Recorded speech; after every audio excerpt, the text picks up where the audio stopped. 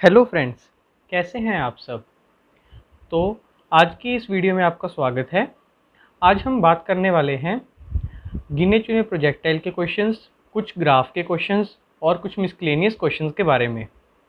ये क्वेश्चंस भी आपको अच्छे कॉन्सेप्ट सिखाएंगे और कई क्वेश्चंस में आपको अच्छी तरह से कैलकुलेशन कैसे करनी है उसके बारे में पता चलेगा। तो चलिए आज की इस वीडियो का पहला क्वेश्चन देखते हैं हम।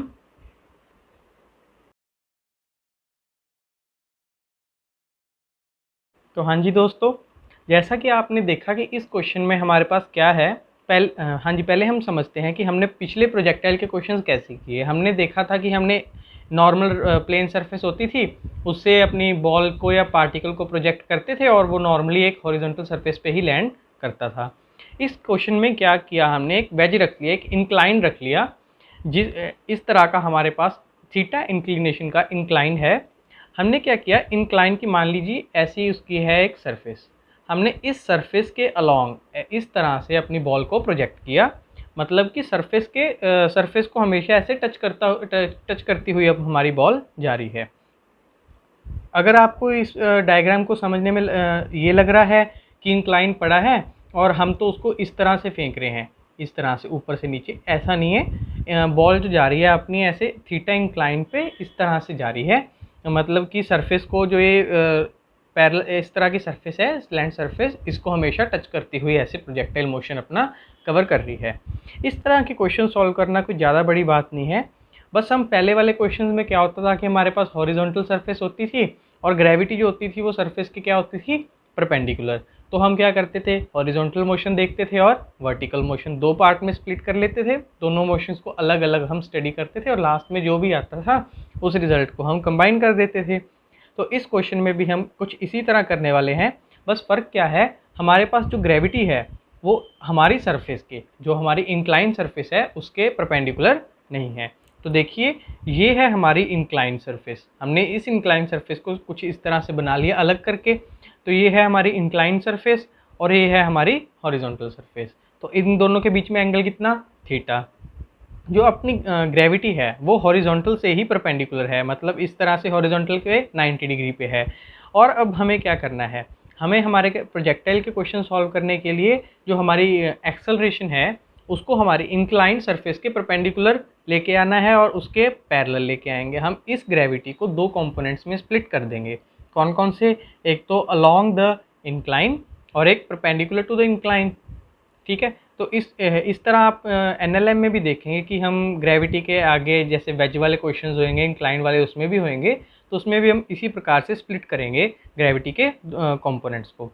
तो ग्रेविटी को हमने दो कंपोनेंट में स्प्लिट किया, along the incline g cos 90 minus theta. अब ये 90 माइनस थीटा कैसे आया, तो देखिए दोस्तों ये है थीटा। ये तो आपने देख लिया कि हॉरिजॉन्टल से इंक्लाइन का एंगल कितना है, थीटा।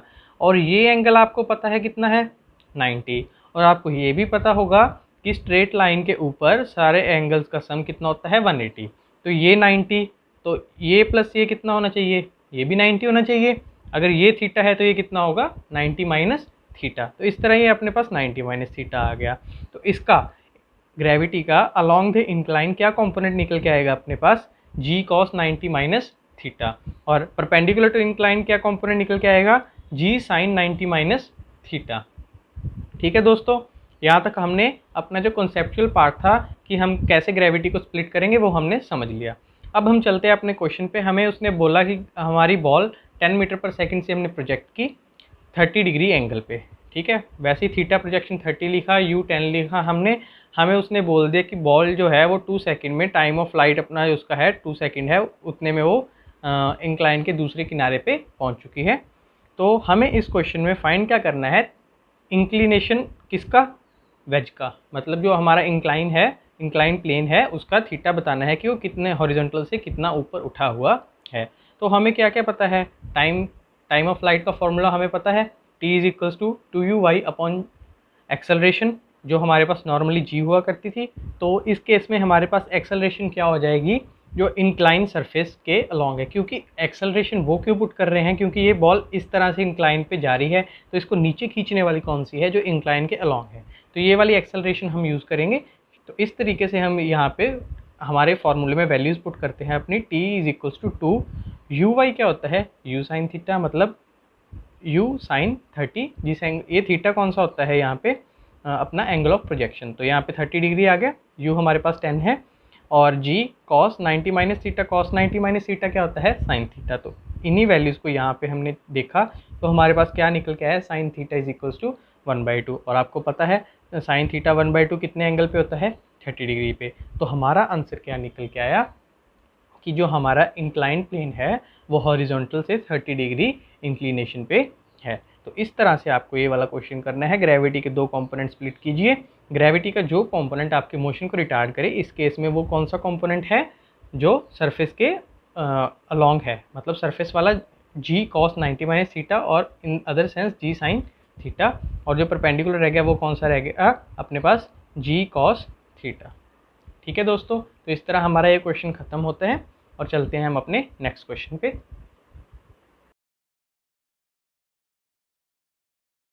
तो देखिए दोस्तों, जैसा आपने क्वेश्चन की पिक्चर देखी है अभी, तो इस क्वेश्चन में हमारे पास क्या है, एक ग्राफ गिवन है जो किसके बीच में है, x और t के बीच में।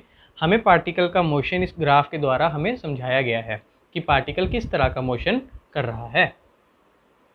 तो हमें इस क्वेश्चन में क्या करना है, हमें जो हमारी चार ऑप्शंस हैं उनमें से जो जो सही ऑप्शन है उसके बारे में हमें बताना है। तो आइए इस क्वेश्चन को हम इस क्वेश्चन की एक एक ऑप्शन को हम समझते हैं। उससे पहले हमें इस ग्राफ के बारे में कुछ इंपॉर्टेंट बातें पता होनी चाहिए। सबसे पहली बात ये क्या है, किसके बीच में ग्राफ है हमारे पास, पोजीशन और टाइम के बीच का ग्राफ है हमारे पास, कि पार्टिकल की पोजीशन कितनी है, कितने टाइम पे कौन सी पोजीशन पे पार्टिकल है। तो हमें पता है कि अगर पार्टिकल, जैसे देखिए आप, टाइम जब 0 है तो पार्टिकल कहाँ पे है, कहीं 10 और 20 के बीच में। उसके बाद क्या हुआ कि वो इस तरफ आना शुरू हो गया। तो इसका मतलब ये हुआ, इसका मतलब आप ये मत समझिए कि वो कहीं आगे चल रहा है या कैसे, ये मतलब पोजीशन टाइम ग्राफ है। मान लीजिए ये स्ट्रेट लाइन है, ये 0 है, 1 2 3 4 ऐसे 10 तक है। मान लीजिए ओरिजिन से पार्टिकल पहले कहीं 10 पे था, और जैसे ये ग्राफ डिक्रीज़ हो रहा है तो मतलब ये क्या है कि वो ओरिजिन की तरफ वापस आ रहा है, और जब ये इंक्रीज़ हो रहा है मतलब उसने वापस यू टर्न ले लिया और वापस पीछे जाना शुरू कर दिया। तो कुछ इस तरह से हमारा ये ग्राफ हमें बता रहा है कि पार्टिकल की पोजीशन टाइम के साथ कैसे चेंज हो रही है। ठीक है जी, तो हमें पता है कि पोजीशन टाइम ग्राफ की स्लोप हमें क्या देती है, क्या देती है, वेलोसिटी या स्पीड। तो हमें एक तो इस चीज़ की ज़रूरत पड़ेगी कि स्लोप dx/dt, किसकी, पोजीशन टाइम ग्राफ की स्लोप लेते हैं तो dx/dt अगर 0 हो तो पार्टिकल किस पे होगा, रेस्ट पे। क्यों, क्योंकि इसकी स्लोप हमें क्या देती है, स्पीड या वेलोसिटी। तो वेलोसिटी अगर 0 है तो पार्टिकल किस पे है, रेस्ट पे। तो और दूसरी बात, जब वेलोसिटी पॉजिटिव हो तो हमारी स्लोप कैसी होगी, पॉजिटिव, क्योंकि स्लोप से ही हमारे पास वेलोसिटी निकल के आ रही है। तो स्लोप क्या होती है, dx/dt। जब dx/dt पॉजिटिव हो तो हमारे पास वेलोसिटी क्या है, पॉजिटिव, और जब ये नेगेटिव हो तो हमारी वेलोसिटी क्या है, या स्पीड, वेलोसिटी क्या है, नेगेटिव। और तीसरी बात हमें क्या पता होनी चाहिए कि जो हमारी एवरेज वेलोसिटी है वो क्या होती है, टोटल डिस्प्लेसमेंट अपन टोटल टाइम। तो इन्हीं तीन चीज़ों के आधार पे हम अपनी पहली ऑप्शन को देखते हैं। तो पहली ऑप्शन में उसने हमें बोला था कि particle has come to rest for 6 times. अब हमें 6 टाइम रेस्ट पे लाने के लिए क्या देखना पड़ेगा कि उसकी स्लोप 6 टाइम 0 होनी चाहिए। तो हम देखते हैं कि उसकी स्लोप 6 टाइम 0 हो भी रही है कि नहीं हो रही। तो एक टाइम तो यहाँ पे स्लोप 0 होगी। स्लोप 0 कब होगी, जब tan theta is equals to 0 हो, मतलब हॉरिजॉन्टल के पैरेलल हो। तो यहाँ पे पैरेलल, यहाँ पे पैरेलल, यहाँ यहाँ यहाँ और यहाँ। तो कितने बार हुआ, 1 2 3 4 5 6, तो अपनी 6 बार 0 हो रही है। तो अपनी पहली ऑप्शन सही है। अब देखिए दोस्तों, पहली ऑप्शन देख अगर सही है तो एक बार जरूर आगे वाली 4 ऑप्शन, 3 बची हुई ऑप्शन जरूर पढ़ें, क्योंकि ये होता है कि आगे ऑल ऑफ द अबव होती है। जैसे इस क्वेश्चन में बोथ 1 और 3 है, या कई बार क्या होता है कि हमारा गलती से आंसर 1 उसने इस तरह से सेट किया होता है कि आ जाता है, और हम आगे वाली ऑप्शन ध्यान नहीं देते। तो हम आगे वाली देख रहे हैं। इसमें आगे सेकंड ऑप्शन है, the velocity remains positive for t is equal to 0 and t is equal to 6। अब t 0 कहाँ पे है, यहाँ पे, और t 6 कहाँ पे है, यहाँ पे। तो हमें पता है t 0 पे तो अभी कमेंट करना मुश्किल है। अगर देखें तो इसकी स्लोप क्या है, नेगेटिव। ये वाली स्लोप हमारी क्या होती है, नेगेटिव, क्योंकि ये हॉरिजॉन्टल से क्या बना रही है, ऑब्ट्यूज एंगल। तो हमारी ये स्लोप नेगेटिव है, तो यहाँ पे तो t इज इक्वल टू 0 पे तो नेगेटिव वेलोसिटी है। और t इज इक्वल टू 6 पे हमने अभी अभी देखा था कि उसकी वेलोसिटी कितनी है, 0। कहाँ पे है वो, रेस्ट पे, एट मोमेंटरली रेस्ट। तो सेकेंड ऑप्शन हमारी क्या होगी, गलत। चलिए थर्ड ऑप्शन देखते हैं। The average velocity for the total period shown is negative. Average velocity क्या होती है, टोटल डिस्प्लेसमेंट अपन टोटल टाइम। अब यहाँ से शुरू किया और पहुँचा कहाँ पे, यहाँ पे। तो यहाँ तक का हम देखें 8 सेकंड पे वो अपनी इनिशियल पोजीशन से आगे गया या पीछे आया। पहले मान लीजिए ये 15 है और अब कितना है 5, तो 15 से लेके 5 तक आया। तो डिस्प्लेसमेंट क्या हुई, फाइनल माइनस इनिशियल, 5 माइनस 15 तो क्या आया, -10। तो डिस्प्लेसमेंट नेगेटिव है, ठीक है। और अब टाइम तो हमेशा पॉजिटिव होता ही है, 0 से लेके 8 तक, -10/8। तो ओवरऑल अपनी जो एवरेज वेलोसिटी है वो पॉजिटिव आई है, नेगेटिव, नेगेटिव। तो इस तरह से हमारी थर्ड ऑप्शन भी सही है और फर्स्ट ऑप्शन भी सही है। तो इन दोनों को मिलाएं तो कौन सी ऑप्शन सही हुई, फोर्थ ऑप्शन। तो ये हमारा क्वेश्चन खत्म होता है। चलिए अपने नेक्स्ट क्वेश्चन को देखते हैं। तो हाँ जी, जैसा आपने क्वेश्चन में देखा कि आपको एक ग्राफ गिवन है। ग्राफ किस किस के बीच में है, 1/v। ध्यान में रखिए v के बीच में नहीं है, 1/v और किसके बीच में है, t। इन दोनों के बीच में आपको ग्राफ गिवन है। तो उसने हमसे क्या पूछा है, what is instantaneous acceleration of the body at t is equal to 3। तो हमें क्या बतानी है, t इज इक्वल टू जब 3 हो तो हमारे पास एक्सेलरेशन कितनी हो, मीटर पर सेकंड स्क्वायर में हमें अपना आंसर बताना है। ठीक है जी। तो हम देखते हैं कि हम इस क्वेश्चन को किस तरह से करेंगे। इस क्वेश्चन को आप देखें तो आपको लग रहा होगा कि ऐसे कर्व सा ग्राफ है और ऐसे 2 पॉइंट मार्क कर दिए और ये दे दिए, तो इसे हम कैसे सॉल्व करें। घबराने वाली बिल्कुल बात नहीं है, इसको आसानी से आप अपने बेसिक्स को पकड़िए और उसको सॉल्व कीजिए। तो आपने देखा था कि अगर कोई भी आपको ऐसे ग्राफ गिवन हो, हमें किसी पॉइंट की स्लोप गिवन हो, इस पॉइंट पे हमें उसकी स्लोप कितनी दे दी, 45 डिग्री, मतलब tan 45 डिग्री। तो हमें पता है कि जो स्ट्रेट लाइन मोशन होता है, अपना स्ट्रेट लाइन ग्राफ होता है, वो क्या होता है, y is equals to mx plus C. ये अपनी स्ट्रेट लाइन की इक्वेशन होती है, y is equals to mx plus C. y क्या होता है, y कोऑर्डिनेट, m क्या होता है स्लोप, x क्या हो गया x कोऑर्डिनेट, प्लस c क्या हो गया इंटरसेप्ट। तो इस पॉइंट के लिए हम अपनी इक्वेशन लिखते हैं, क्योंकि हमें उसने क्या पूछा है, t इज इक्वल टू 3। तो हमारा सारा concern t is equal to 3 के ऊपर रहेगा। तो t इज इक्वल टू 3 पे अगर हम स्ट्रेट लाइन ऐसे ड्रॉ करें तो हमारा इक्वेशन बनाएं उसके बाद, तो हम देखें ये इस तरह y एक्सिस को कहीं कट करेगी और इस तरह कहीं x एक्सिस को भी कट करेगी। तो हमारा कंसर्न क्या है, यहाँ पे हम y एक्सिस के इसकी इक्वेशन बनाते हैं। इक्वेशन कैसे बनेगी, y क्या है हमारे पास 1/v। तो y is equal to 1/v हमने लिख लिया। स्लोप क्या है इसकी, tan 45, पॉजिटिव या नेगेटिव, नेगेटिव। क्यों, क्योंकि हमारा अगर हम जब देखते हैं तो एंगल किस डायरेक्शन में देखते हैं, एंटी क्लॉकवाइज डायरेक्शन में। पर हमारा एंटी क्लॉकवाइज में कितना बना है, 135। तो उसके हिसाब से देखें तो आपके पास -1 अपनी क्या आ गई स्लोप, और x क्या हो गया अपना t, प्लस इंटरसेप्ट। इंटरसेप्ट की बात आई, आप इंटरसेप्ट क्या लिखेंगे। तो इंटरसेप्ट लिखने के लिए आप देखिए कि अगर आप इस लाइन को इस तरह एक्सटेंड कर दें तो आपके पास ये क्या बनेगा, ट्राइंगल बन गया। तो इस ट्राइंगल में ये लाइन और ये लाइन, ट्राइंगल में नहीं वैसे देखिए, ये लाइन और ये लाइन दोनों पैरेलल हैं। अगर ये 45 तो ये भी कितना होगा 45। तो अगर ये 45 है इस ट्राइंगल में, तो और हमें पता है ये साइड अपनी कितनी गिवन है 3, तो ऊपर भी कितनी होगी 3। और यहाँ से लेके यहाँ तक कितना दे रखा है, 0 से √3। तो टोटल कितना हुआ 3 + √3। तो अपना इंटरसेप्ट कितना निकल के आया, 3 + √3। अगर नहीं समझ आया तो रिवाइंड करके दोबारा देखिए, इंटरसेप्ट समझिए किस तरह से आया।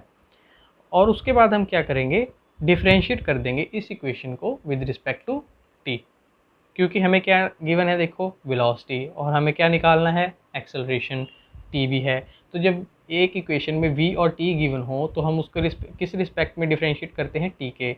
अगर आपके पास कोई इक्वेशन बन जाए v और x के बीच में, तो आप कैसे डिफ्रेंशिएट करिए, v dv/dx। पर यहाँ पे x नहीं है तो हम इस तरीके को नहीं चुन रहे, तो हम क्या कर रहे हैं, dv/dt। तो ये अपने पास क्या आ जाएगी, instant acceleration at that instant. तो इसको हम डिफ्रेंशिएट कर रहे हैं, 1/v को लिख लिया हमने v की power -1, is equals to -1 dt/dt plus constant का डिफ्रेंशिएशन 0। तो इसका किया हमने, आ गया -1/v² dv/dt, चेन रूल से जैसे आप जानते हैं, -1 dt/dt 1। तो हमारे पास ये चीज़ आ गई। यहाँ तक आपको समझ आ गया। और इसके अलावा अगर आप इक्वेशन बनाने में हिचक रहे हैं तो आपके लिए एक और आसान तरीका, आपको पता है स्लोप क्या होगी इसका, dv/dt। तो इसका dv/dt, इसका dy/dx करेंगे ना आप, तो इसका y क्या है, dy/dx, ये अब इसकी स्लोप रहेगी। तो इसका y क्या होगा, 1/b, और x क्या होगा, t। तो हमने क्या लिख लिया, dv⁻⁻1/dt। तो ये तो हमारी क्या आ गई स्लोप, और हमें पता है स्लोप की वैल्यू कितनी है, -1। तो देखिए आप इस जगह पे पहुंच चुके हैं, ये और ये बिल्कुल सेम है। तो यहाँ तक आप पहुँच गए। उसके बाद यहाँ पे पहुँचने के बाद भी आपको इसी डिफरेंशिएशन को करना है, तो आप दोबारा से इसी पॉइंट पे आ जाएंगे। इसी पॉइंट पे आने के बाद आप देखिए dv/dt is equals to minus से माइनस कैंसिल हो गया और v² इस तरफ चला गया। तो हमारी एक्सेलरेशन कितनी है, v²। तो अब हमें क्या कैलकुलेट करना है, एक्सेलरेशन निकालने के लिए v²। और हम देखें t इज इक्वल टू 3 पे 1/v की वैल्यू कितनी है, √3। तो v की वैल्यू कितनी होगी, 1/√3। तो v² की कितनी होगी, 1/3। तो आंसर कितना निकल के आया अपना, 1/3 मीटर पर सेकेंड स्क्वायर। तो इस तरह हमारा ये क्वेश्चन भी ख़त्म होता है। अब देखते हैं नेक्स्ट क्वेश्चन। ये थोड़ा सा इंपॉर्टेंट क्वेश्चन है, ध्यान से देखिए।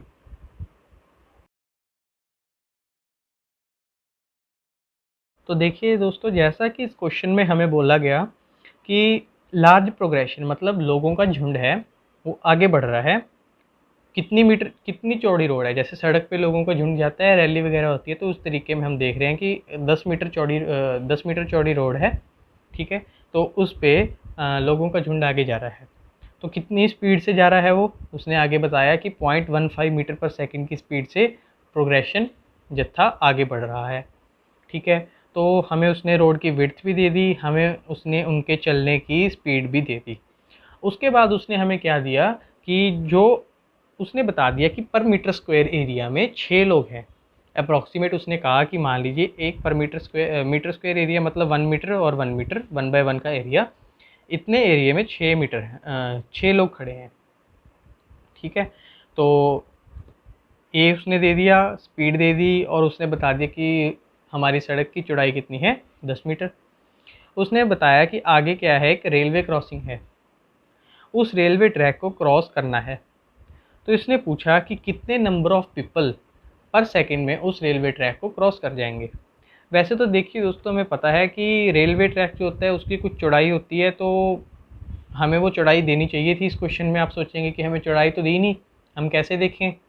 तो इस क्वेश्चन में हम क्या मान के चलेंगे कि रेलवे ट्रैक की चौड़ाई नहीं है, वो बस एक ऐसे लाइन है जिसको ऐसे हमने क्रॉस करना है, ठीक है। तो अब देखिए, मान लीजिए लाइन यहाँ पे है, तो बंदे इसको क्रॉस कर रहे हैं। मान लीजिए डेल्टा टी टाइम, एक छोटा सा इंटरवल ले लिया हमने, डेल्टा टी टाइम, इतने टाइम में कितने पर्सन इस लाइन को क्रॉस करके जा रहे हैं, डेल्टा n पर्सन, मतलब n पर्सन क्रॉस करके डेल्टा टी टाइम में रेलवे लाइन को। और हम देखें कि लोग कितनी स्पीड से आके चल रहे थे, 0.15 से। तो हम क्या करेंगे, हमने क्या निकालना है, पीपल।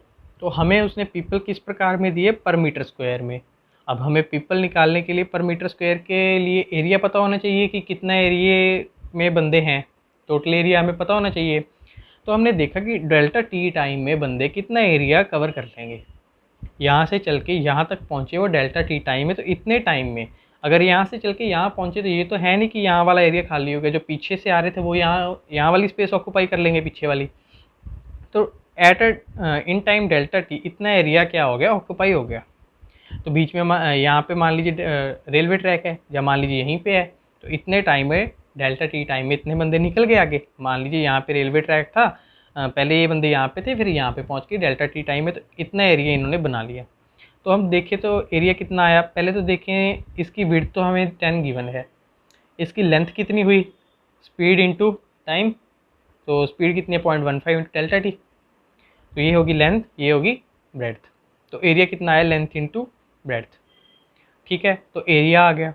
अब इतने एरिया में हमारे पास पीपल निकल जाएंगे, कितने से मल्टीप्लाई कर दो एरिया को, 6 से, क्योंकि पर मीटर स्क्वायर में कितने पीपल हैं, 6, तो इतने मीटर स्क्वायर में कितने होंगे, मल्टीप्लाई बाय 6।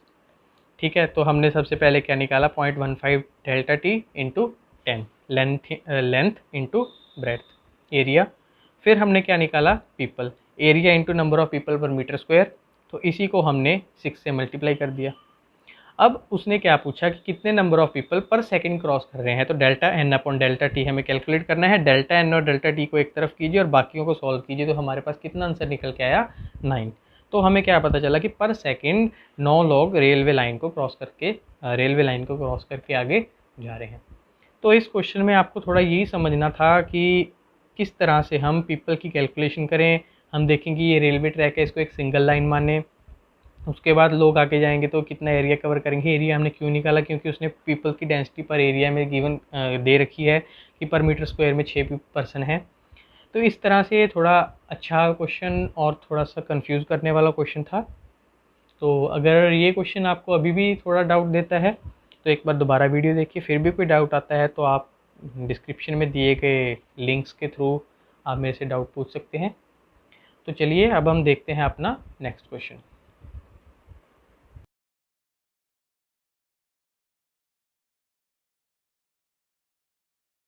तो देखिए दोस्तों, जैसा आपने इस क्वेश्चन को पढ़ा, तो पढ़ने के बाद आपको शायद कुछ समझ आया हो, शायद कुछ समझ ना भी आया हो। तो इस क्वेश्चन में जैसा मैं मानता हूँ कि थोड़ी सी स्टेटमेंट इसने कंफ्यूजिंग दी है। थोड़ा सा हमें ऐसा लगेगा पहली बार में पढ़ के कि ये कैसा क्वेश्चन है, इसमें तो कंफ्यूजिंग सा है और इनकम्प्लीट सा फील होगा आपको। तो इस क्वेश्चन में आपको बेसिकली बताना क्या है कि करेक्ट स्टेटमेंट क्या है। तो आप अगर स्टेटमेंट्स पढ़ेंगे तो पहली और दूसरी स्टेटमेंट में तो उसने बात ही ये की है कि डिस्टेंस जो पार्टिकल का है वो ओरिजिन से इतने टाइम के जिस टाइम पे उसने वेलोसिटी दे दी उसके बाद जब पार्टिकल मोशन में है तो उसका ओरिजिन से, मान लीजिए ओरिजिन था, उससे डिस्टेंस कम हो रहा है ज़्यादा। और तीसरी ऑप्शन में उसने पूछा कि speed of the particle decreases with time after the given instant. तो ये हमें अभी नहीं पता, तो इन तीनों ऑप्शंस को हमें क्या करना है, चेक करना है। वन बाय वन हम चेक करेंगे, अगर तीनों में से कोई भी सही नहीं है तो नन ऑफ दीज हमारा आंसर होगा। तो इस क्वेश्चन को चेक करने का तरीका मैं आपको समझाता हूँ। तो सबसे पहले देखिए आप, ओरिजिन क्या होता है, 0,0, जिसके दोनों कोऑर्डिनेट्स क्या हों, 0। अगर आपको z की बात भी कर रखी हो, z कोऑर्डिनेट की, तो 0,0,0। तो यहाँ पे हम 2D मोशन लेके चल रहे हैं, तो 0,0 अपना क्या हो गया, ओरिजिन। और पॉइंट पी की कहाँ पे बताया उसने, 10,20, मतलब x कोऑर्डिनेट 10 और y कोऑर्डिनेट 20, सब फालतू। उसके बाद हम पॉइंट मुद्दे की बात पे आते हैं। तो इसने बोला कि v is equal to i cap minus j cap, और पार्टिकल ने क्या किया है, projectile motion, uniform gravitational field. तो नॉर्मली जो हम ग्रेविटेशनल फील्ड में प्रोजेक्टाइल करते हैं वही प्रोजेक्टाइल इसने इस क्वेश्चन में फॉलो किया है। तो इस क्वेश्चन में प्रोजेक्टाइल आपको पता है वैसे तो हम इस तरह फेंकते हैं। तो प्रोजेक्टाइल जब इस तरह से फेंकते हैं और मान लीजिए इस ऊपर की डायरेक्शन क्या है हमारी, पॉजिटिव, जब पार्टिकल ऐसे मोशन करेगा तो उसकी वेलोसिटी के ओरिजिन में भी या कहीं पे भी दो कंपोनेंट होंगे। जो एक्स कंपोनेंट होगा वो तो हमेशा आई कैप में रहेगा, तो आई कैप हमेशा ही पॉजिटिव रहेगा, ठीक है। और वाई कंपोनेंट जो होगा वो पहले तो ऊपर की तरफ, यहाँ पे वाई 0 हो गया, और यहाँ पे वाई कंपोनेंट किस तरफ हो गया, नीचे की तरफ, ठीक है। तो हमें हिंट कैसे मिल रहा है इस क्वेश्चन को सॉल्व करने की, वाई कंपोनेंट हमें वेलोसिटी का नेगेटिव दे रखा है, तो इसका मतलब पार्टिकल इतने फेज में तो नहीं है।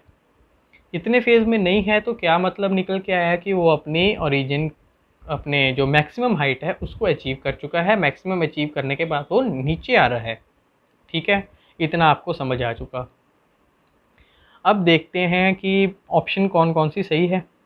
पहली ऑप्शन में पूछा कि उसका डिस्टेंस डिक्रीज़ होगा ओरिजिन से, बिल्कुल डिक्रीज़ होगा, क्योंकि अब वो नीचे आ रहा है तो डिस्टेंस उसका डिक्रीज़ होता जाएगा ओरिजिन से, भले ही वो एक्स में जाता जा रहा हो, पर वाई का डिस्टेंस उसका क्या होता जाएगा, डिक्रीज़।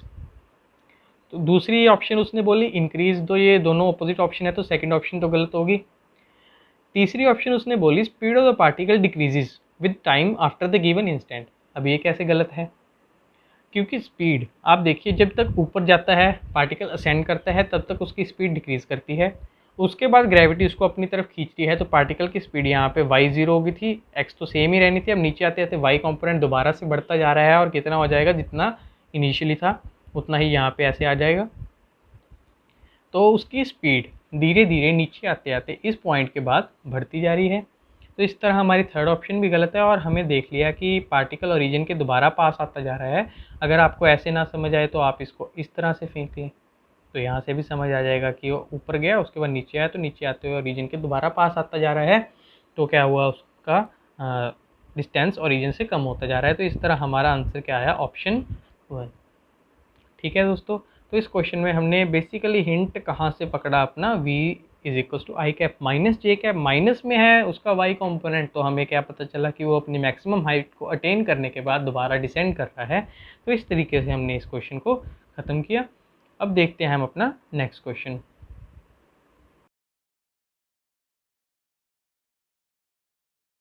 तो हाँ दोस्तों, देखिए कि इस क्वेश्चन में हमें बताया गया कि एक इंजन है जो मैक्सिमम एक्सेलरेशन कितनी दे सकता है 4 और रिटार्डेशन कितनी दे सकता है 6। तो हमें ये दो चीज़ें गिवन है। उसने बोला कि हमें मिनिमम से मिनिमम टाइम में डिस्टेंस कितना कवर करवाना है, 3 किलोमीटर। तो मिनिमम से मिनिमम हम टाइम बताएं।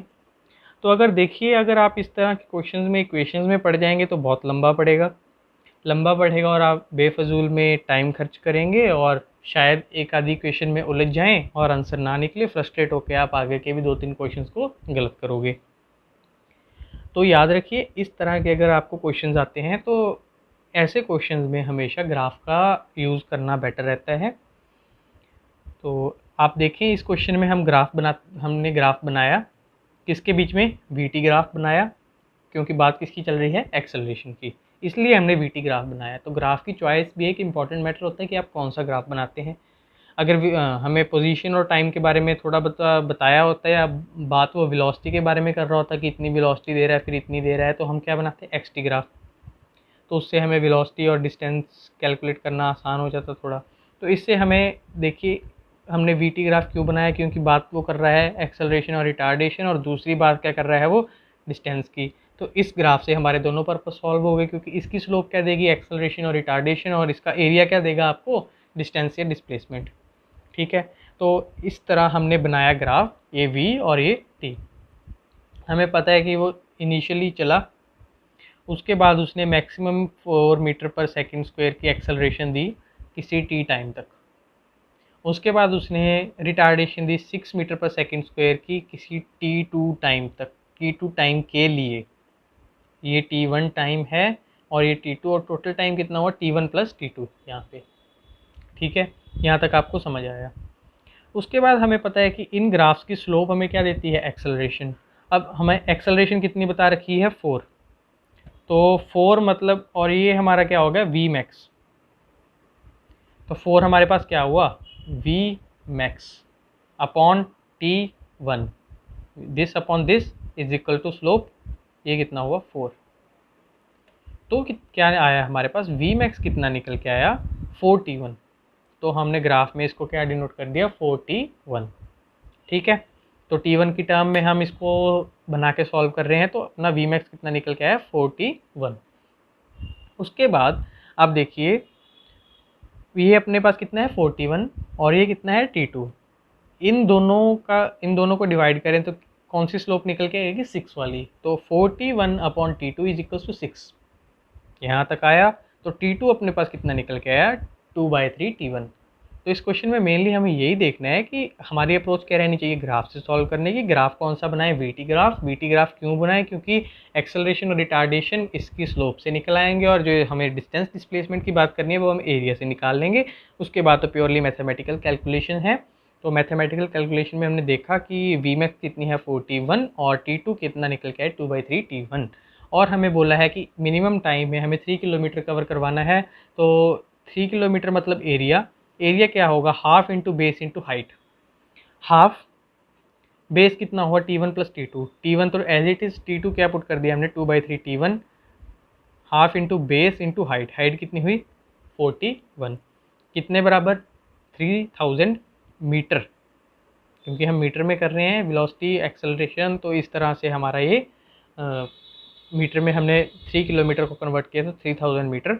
उसके बाद हमने क्या किया, इसको सॉल्व, इनको उड़ा दिया तो 2t1, इसको सॉल्व किया तो 5/3 t1 इज इक्वल टू 3000, ये t1 स्क्वायर हो जाएगा और ये 10 बन के एक इसको काट देगा और ये 900, t1 is equal to 30 second. इस तरह से हमारा ये सॉल्व हो गया t1। तो इसकी वैल्यू यहाँ पे पुट करें तो t2 कितना निकल के आया अपने पास 20 सेकेंड।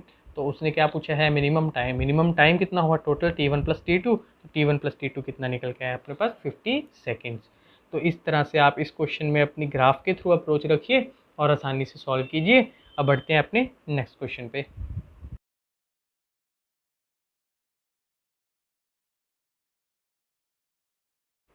तो हाँ जी, जैसा आपने क्वेश्चन पढ़ा तो क्वेश्चन में हमारे पास क्या है कि इस पॉइंट से हमने एक पार्टिकल को प्रोजेक्ट किया हॉरिजॉन्टली 15 मीटर पर सेकेंड की स्पीड से।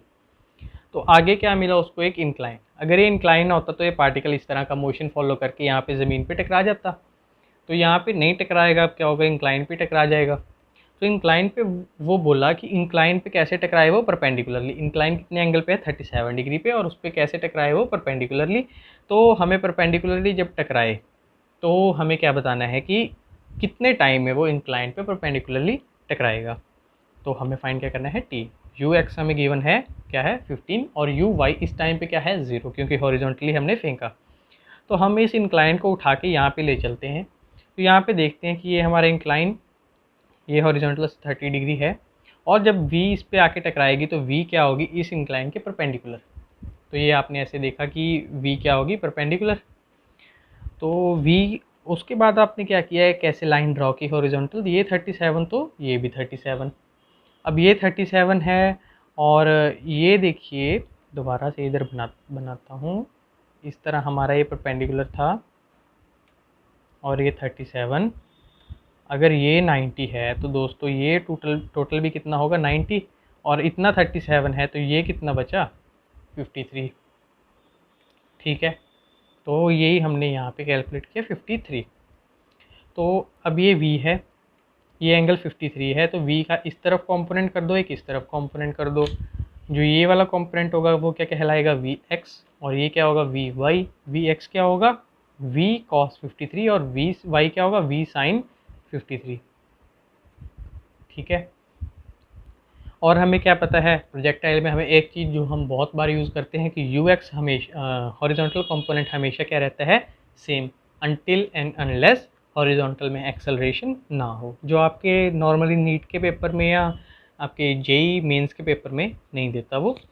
तो आप देखें कि ux is equal to v x होगा, और ux कितनी है हमारे पास 15, तो vx कितना है v cos 53, ये आ गया। तो इससे हमारे पास क्या निकल आएगी v 15 is equal to v cos 53, मतलब 3/5। तो ये आ गया। तो इससे हमारे पास v कितनी निकल के 25 मीटर पर सेकेंड। v निकल आई तो हमने क्या निकाल लिया वी वाई कितना निकल आएगा 25 साइन 53। 25 साइन 53 कितना होता है 20। ठीक है, तो अपने पास ये कितना निकल के आया 20 मीटर पर सेकेंड।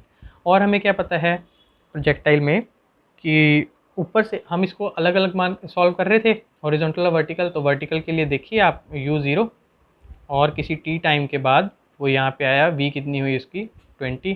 तो v is equal to u plus at हमने यूज़ किया। तो इससे v20 u0 a10 t हमें फाइंड करना है। तो इसी तरह हमने यहाँ पे इसको सॉल्व किया, तो इससे हमारे पास t कितना निकल के आया 2 सेकेंड। तो इस क्वेश्चन में आपको यही देखना है कि हमने कैसे उसको परपेंडिकुलरली हिट करवाया।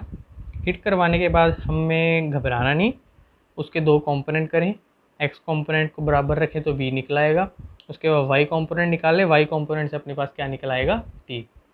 तो इस तरह आपके मिसक्लेनियस प्रोजेक्टाइल और ग्राफ्स के क्वेश्चन कंप्लीट होते हैं। आज की वीडियो में इतना ही। अब नेक्स्ट वीडियो में मिलेंगे हम रिलेटिव मोशन के क्वेश्चंस के साथ। रिलेटिव मोशन आपका काइनेमेटिक्स में आखिरी टॉपिक होएगा।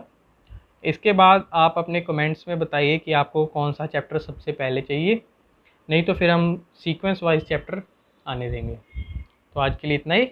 थैंक यू दोस्तों, वीडियो को शेयर कीजिए, like subscribe the channel and thank you.